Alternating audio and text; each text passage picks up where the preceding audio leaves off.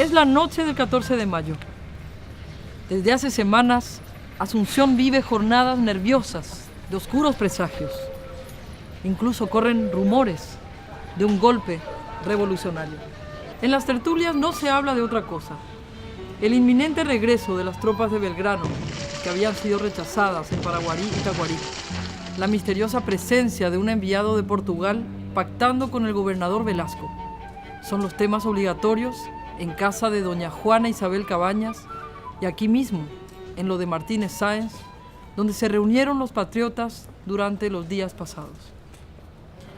A metros de aquí se encuentran atrincherados en el cuartel de infantería cerca de 50 hombres, en una tensa espera, liderados por el capitán Pedro Juan Caballero.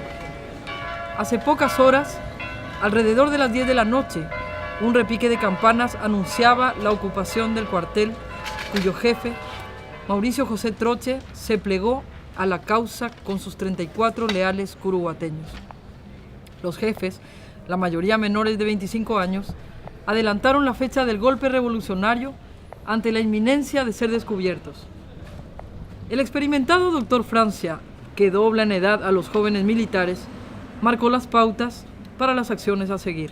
El gobernador Velasco ha enviado varios emisarios en vano intento por disuadirlos, y ni siquiera los religiosos, como el obispo García Panés ni el abnegado padre Cañete, podrán convencerlos en deponer su actitud. Cuando el sol empieza a teñir de luz la oscuridad del recinto, Caballero, tenso pero sereno, encabezará el grupo. Las puertas del cuartel se abrirán y empezará el lento desfile con rumbo seguro. El espeso silencio dará paso a gritos y vivas en el callado amanecer. Las constantes idas y venidas de los conspiradores por este callejón han valido la pena. Y hay quien dice que en noches de luna llena aún resuenan sus pasos en este lugar.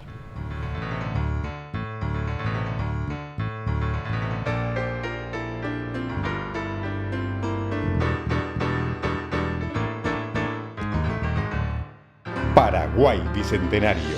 La historia es hoy.